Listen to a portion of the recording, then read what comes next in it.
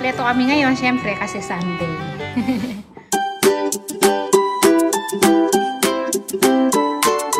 Hello, kabayan! Always think positive!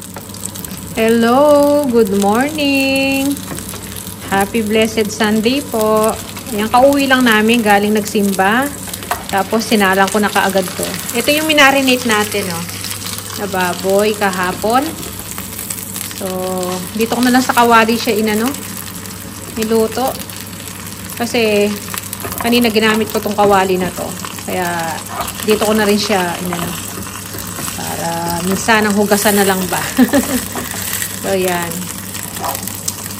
Dito lang natin ng konti. Nagkaroon siya ng mantika eh. Kanina wala namang mantika. Yan. Gagawin natin salad itong dalawa. Itong dalawa, ulamin ng mga bata. May tira pa tayong pinakabit rito. Ayan. Ulamin din namin mamaya yan. Ininit ko na nga kanina yan eh. So, may kanin na nga pala tayo. May tira pang kanin dito. Ayan. Maaga kami nag-almusal kanina eh. So, yan ang lutuin ko lang. Si Mr. Ayun, tusan ko. Pinahatiran ko ng gulay yung kumari ko tsaka pari ko. Pari namin pala. Kasi ang dami naming libreng gulay dito. Dala-dala ni panganay. Kaya sabi ko, dalhan niya. Pwede na siguro to.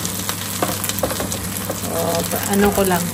So, ayan o. Naghiwa na ako ng mga natin. Yan, pang salad. Meron siyang sibuyas. Yan. Onion, tomato, cucumber, tsaka celery.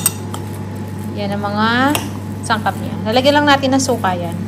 Suka, paminta, salt, tsaka konting sugar.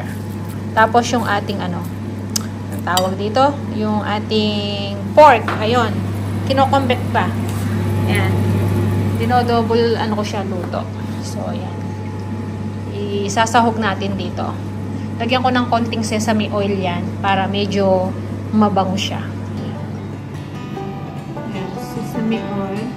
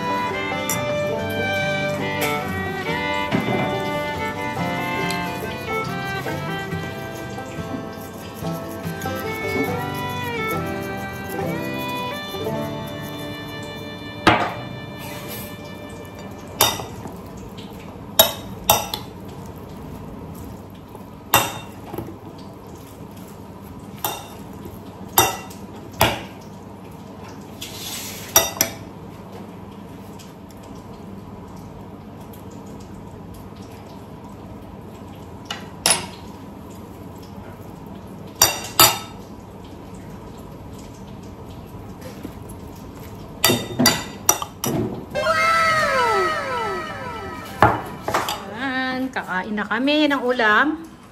Happy lunch po sa inyo. Ayan yung rice. So, ayan na. Kompleto kami ngayon, syempre, kasi Sunday. Ayan, kain tayo.